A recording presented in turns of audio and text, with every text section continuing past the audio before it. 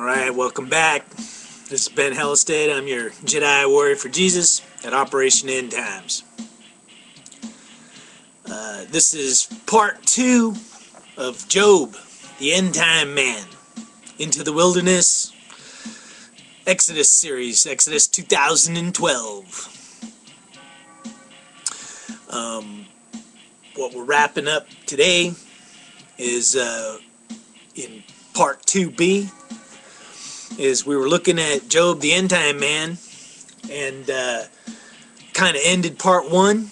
I was making the point that believers in God, that we don't exist in a bubble, that we don't have a hedged-in existence, that troubles and tribulations are all part of life and God's plan. And that doesn't mean that we can't have some good times or a good life. And you know what? It's okay to paint a picture of how you would like life. But what you always got to remember is that whatever your picture is, you know, you try and make it a picture that God would find pleasing, but you got to just always have in your mind that God has His picture of what your life should be. And the Bible clearly shows us that there's no contract or agreement or deal that we have with God that says when once we believe in God, believe in Jesus, that our lives will be hunky-dory and we'll never have any problems. Now, whether, you know, believers get raptured, that's a discussion in itself, and I've talked, you know, till I'm blue in the face about it. But, you know, one thing that gets kind of thrown in the mix is rapture. People that believe in the rapture sometimes kind of say, you know what, God's not going to pour out the wrath on us. Well, you know what, if they're talking about the final wrath, the judgment that God pours out on the wicked, yeah, you know what, believers, they're not going to have any of that. They'll be, you know, raptured, resurrected, pulled to safety. So the final wrath that you read about in these doom and gloom end time predictions, whether it's in the book of Revelations or the book of Daniel or any of the end time prophets, the final day of judgment, when judgment happens, that wrath, believers in God, believers in Jesus, they don't have to worry about it. But if you read Daniel and the book of Revelations and any of the end time books, there's a whole lot of stuff that happens in the world and in the final 7 years that happens before the final day of judgment and wrath is poured out. And all that crazy stuff is stuff that both believers and non-believers are going to have to participate in. It's called life. Now, how you go about your life, what you believe in, your faith, your value system, that's what you have to figure out and believe. What to believe and what not to believe.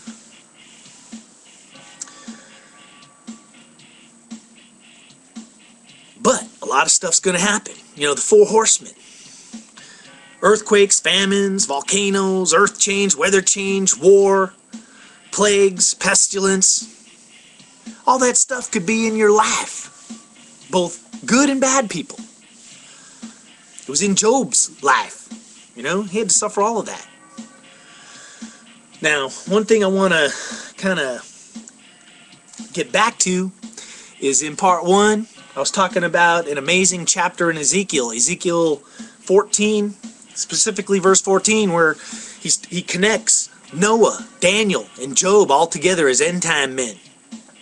And he makes this, he makes a statement 4 times. He connects them 4 times, and 4 times he says, you know what, they could only save themselves with their righteousness and by their own faith.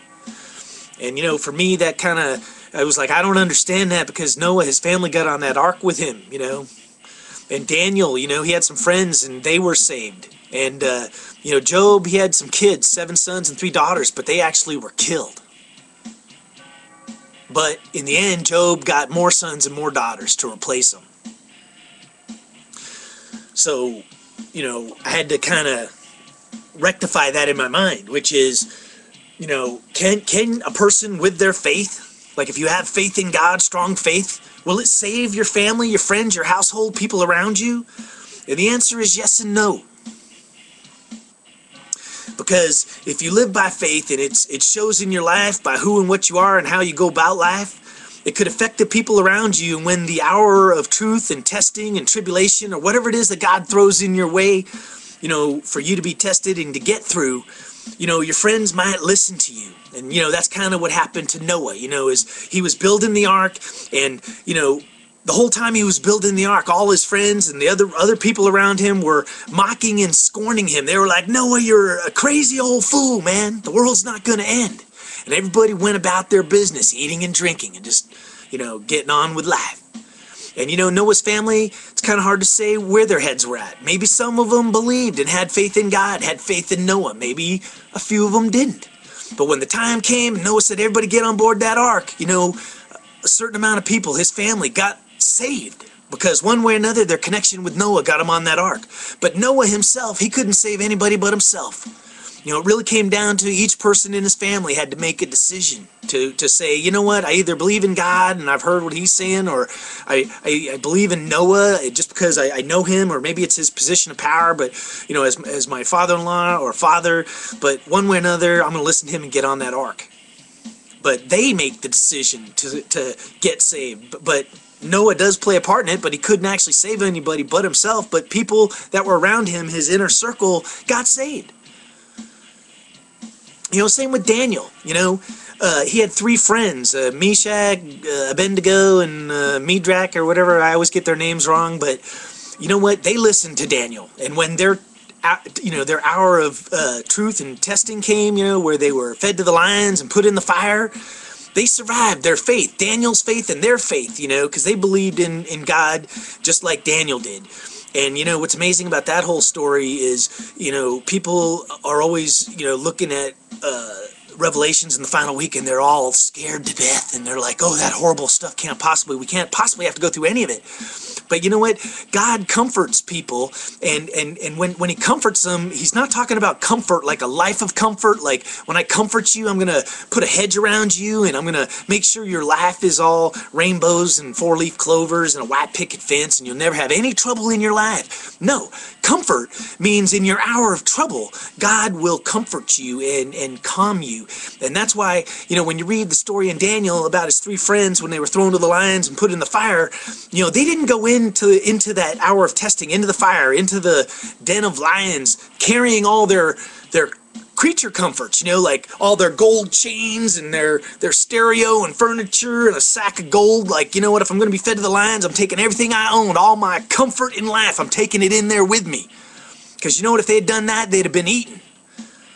But God comforted them because they weren't in there shaking with fear, going, oh my God, I'm going to get eaten by lions. They were perfectly calm. They had true faith in God to protect them.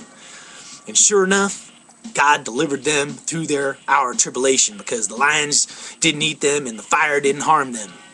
And that, you know, is what believers in God got to take note on, is the comfort you're going to get from God, is the comfort to be able to, you know, deal with your tribulations head on, because that's what is in your life, and God wouldn't put anything in your path that you couldn't handle if you have faith in him.